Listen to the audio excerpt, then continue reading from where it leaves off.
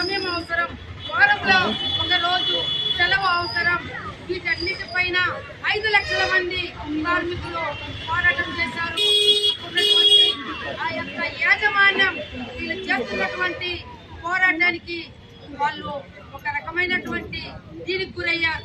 పోలీసులు మన కార్మికులకు సపోర్ట్ గా ఉన్నారు, కానీ ఆ యొక్క యాజమాన్యము రాళ్ళు రువినారు పోలీసుల పైన, ఉన్నటువంటి కార్మికుల పైన.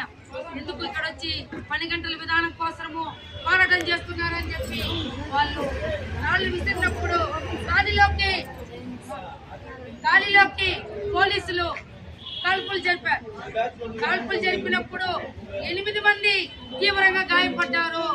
7 మంది తీవ్రంగా గాయపడి ఒక కార్మికులు పూర్తిగా ప్రాణాలు, రక్తం మొత్తము కూడా తుపాకీ తూటలకు బలైనప్పుడు చచ్చిపోయినటువంటి ఆ యొక్క షర్టుని పనిని తీసి మొత్తం ప్రపంచ కార్మికులారా ఏకం కండి పోరాడితే పోయేదేమీ లేదు, బానిస సంఖ్యలు తప్ప అనే నినాదంతో ఇటెత్తి ఆ యొక్క ఎర్ర షర్టు, మొత్తం రక్తం ముద్దైనటువంటి ఎర్ర షర్టు తీసుకొని కార్మికులారా ఈ రోజు 12 గంటల కోసం మేము పోరాటం చేస్తే ఈ యొక్క పోలీసులు కాల్పుల్లో నేను ప్రాణాలు వదులుతున్నాను.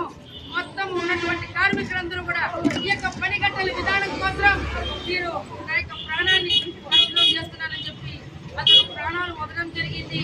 ఆ రోజు నుంచి ప్రపంచ వ్యాప్తంగా మే 1వ తేదీ మనము ఈ రోజు 140వ మేడని మొత్తం అన్ని ఓడల అన్ని చోట్ల రాష్ట్ర వ్యాప్తంగా, దేశ వ్యాప్తంగా, జిల్లా వ్యాప్తంగా, మండల వ్యాప్తంగా మనం జరుపుకుంటున్నాము. కాబట్టి ఈ యొక్క మేడే స్ఫూర్తితో చెప్పడం జరిగింది. ఈరోజు మొత్తము దేశవ్యాప్తంగా ఉన్నటువంటి కేంద్ర ప్రభుత్వం తీసుకొచ్చినటువంటి 4 లేబర్ కోడ్స్, 144 లేబర్ కోడ్లను కుదించి ఇక కేంద్ర ప్రభుత్వము 4 కోడ్లుగా తీసుకొచ్చింది. పాత చట్టాలు మన పూర్వీకులు, మన పోరాట యోధులు వాళ్ళందరూ పోరాటాలు చేసి, త్యాగాలు చేసి, వాళ్ళ కుటుంబాలను వదిలేసి వాళ్ళు ఈ యొక్క పోరాటాలు చేసి సాధించుకున్నటువంటి లేబర్ కోడ్లను కుదించి ఇక 4 లేబర్ కోడ్లు ముఖ్యంగా మనకు మహిళలకు భద్రత కల్పించాలి. పని వేళల్లో ఎక్కడైనా మహిళలు ఒక టాయిలెట్ వెళ్ళాలన్నా, ఎక్కడికైనా వెళ్ళాలంటే కూడా భద్రత అనేది ఉండాలి. కానీ ఇప్పుడు ఇచ్చినటువంటి ఈ యొక్క దీంట్లో భద్రత లేదు. అలాగే రాత్రి వేళల్లో, పని వేళల్లో మహిళలు పని చేయకూడదని చట్టం ఉంది, కానీ ఇప్పుడు ఇచ్చినటువంటి చట్టాల్లో మహిళలు కూడా వచ్చి పని చేయొచ్చంట రాత్రుల్లో. ఇదనేది ఏమీ లేదండి. అలాగే మనకు అంగన్వాడీ కానీ, ఆశా కానీ, మిడ్ డే మీల్స్ కానీ వీళ్ళందరికీ కూడా ఈరోజు శాలరీస్ చాలా తక్కువ, గౌరవేతనానికి పనిచేస్తున్నాం. మనం ప్రభుత్వ ఉద్యోగులుగా గుర్తించాలి. కనీస వేతన చట్టం 30,000 రూపాయలు ఇవ్వాలనింది, కానీ ఈ చట్టంలో అలా లేదు. ఎందుకంటే మనం పర్మనెంట్ చేసే విధంగా లేదు. మనం ఎన్ని పోరాటాలు చేసినా, మనకి ఇందులో ఇదనేది ఫలితం లేదు. అలాగే ఈరోజు అసంఘటిత కార్మికులైనటువంటి ఆటో, హమాలి, బిల్డింగ్ వర్కర్స్ ఇలాంటి వాళ్ళందరూ కూడా సంక్షేమ బోర్డు ఏర్పాటు చేయాలి. వాళ్ళు బిల్డింగ్ లో పైన పనిచేస్తుంటారు. వాళ్ళందరూ ప్రమాదవశాత్తు పడిపోతే, ఏదైనా ప్రమాదం జరిగితే ఆ యొక్క యాజమాన్యము దానికి బాధ్యత వహించాలి. ఇలాంటి సంక్షేమ బోర్డు అనేది ప్రభుత్వం ఏర్పాటు చేస్తే అతను ఏమైనా అయితే ఆ కుటుంబంలో వాళ్ళకి లబ్ధి అనేది చేకూరుతుంది.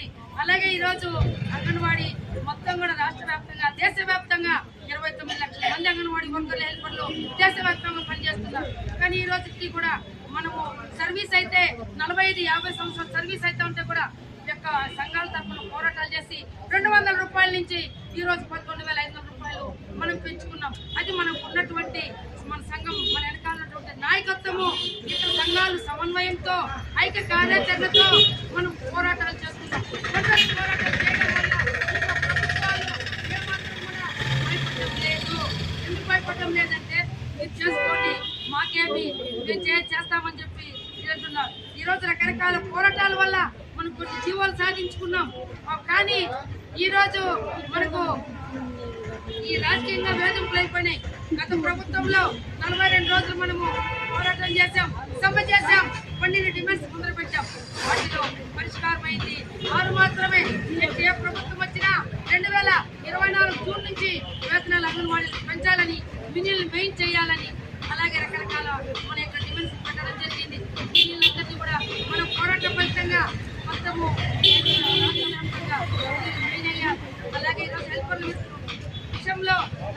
నుంచి 5 సంవత్సరాలకి వయసును పెంచుతూ మనకు జీవో వచ్చింది.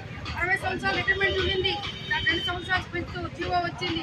టీఏడీఏకి సంబంధించి 2024 మనకు జనవరి నుంచి ఒక టీఏడీఏ వస్తుంది జీవో ఉంది, కానీ దాన్ని చూసేలేదు. నెలలో 10 మీటింగ్లు తిరగాలి. యాప్ రకరకాల యాప్ అంగన్వాడీ వర్కర్కు ఈరోజు మీటింగ్ చేసినటువంటి ఒక సాఫ్ట్వేర్ ఉద్యోగం కూడా ఇక్కడ 50 అంగన్వాడీ వర్కర్లు చాలా బాధగా, మానసికంగా, శారీరకంగా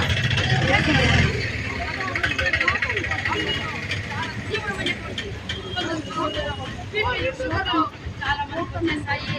అలాగే ఈరోజు వేతనాలు పెంచండి, మాకు ఈరోజు ఉద్యోగస్తులు ఆకాశాన్ని ఉంటాయి, పెట్రోలు డీజిల్ ధరలు ఆకాశాన్ని ఉంటాయి. ఈరోజు మన కుటుంబాన్ని మనం ఏ విధంగా పోషించుకోవాలి, ఈరోజు పెరిగిన ధరలకు అనుగుణంగా మనం ఏ విధంగా మన కుటుంబాన్ని పోషించుకోవాలి. పెంచండి, వేతనాలు పెంచండి. పక్క తమిళనాడులో వేతనాలు పెంచారు, కర్ణాటకలో వేతనాలు